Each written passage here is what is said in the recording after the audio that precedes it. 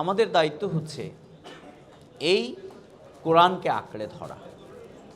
আল কোরআন হুজ্জাতুল্লাহ আলাই, এই কোরআনে মানুষের জীবনে, কারো জীবনে এই কোরআন পক্ষে থাকবে, আর কারো জন্য কাল কিয়ামতের দিন এই কোরআন বিরুদ্ধে অবস্থান গ্রহণ।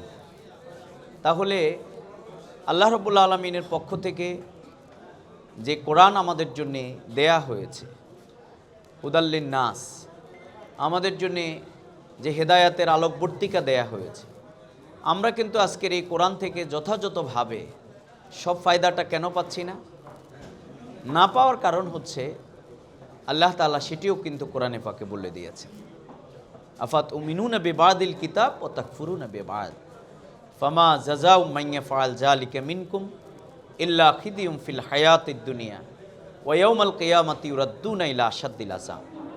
যে তোমরা কোরআনের একটা অংশ, তোমাদের পছন্দনীয় অংশ তোমরা মানবে, আর যেটা তোমাদের পছন্দ নয় সেটা তোমরা বর্জন করবে।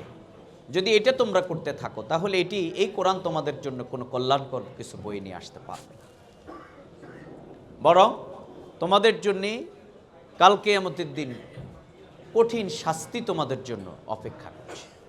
তাহলে বোঝা গেল কিছু অংশকে মানা আর কিছু অংশকে স্বেচ্ছায় বর্জন করার মধ্য দিয়ে আমরা এই ফায়দা কিন্তু হাসিল করতে পারবো না। যেমন আমাদের অনেক লোক আছে কিন্তু রোজা রাখেন, কিন্তু তিনি যাকাত দেন না।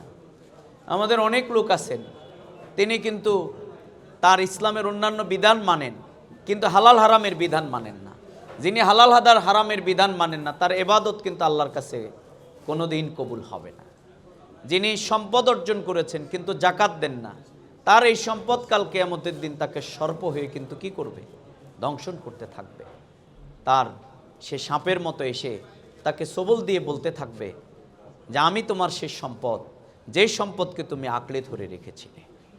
তাহলে বুঝা গেল যে এই কোরআন পাওয়ার পরেও আপনার আমার মুক্তি নেই যদি এই পুরো কোরআনকে আমাদের জীবনে আমরা যদি আঁকড়ে না ধরি। তাহলে এই কোরআন পুরোটা আঁকড়ে ধরার বিধানটা কি? পুরো কোরআন আঁকড়ে ধরার বিধানটা হচ্ছে কোরআনকে এই জমিনে কায়েম করতে হবে। এই জন্য আল্লাহ তাআলা আল্লাহ রাসূলকে কেন পাঠিয়েছেন? আল্লাহ রাসূলকে নামাজের জন্য পাঠিয়েছেন, আল্লাহ রাসূলকে রোজার জন্য পাঠিয়েছেন, আল্লাহ রাসূলকে হজের জন্য পাঠিয়েছেন, আল্লাহ রাসূলকে যাকাতের বিধান প্রতিষ্ঠার জন্য পাঠিয়েছেন। কোরআনে এরকম কোনো আয়াত নাই। তাহলে আল্লাহ তাআলা তার রাসূলকে কেন পাঠিয়েছেন?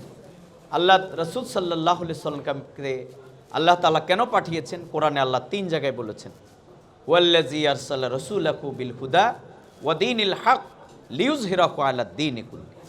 অর্থাৎ সমাজে, রাষ্ট্রে যত তন্ত্রমন্ত্র চালু আছে এগুলোর উপরে ইসলামকে বিজয় করার জিম্মাদারি দিয়ে আল্লাহ রাসূলকে পাঠানো হয়েছে। সুবহানাল্লাহ।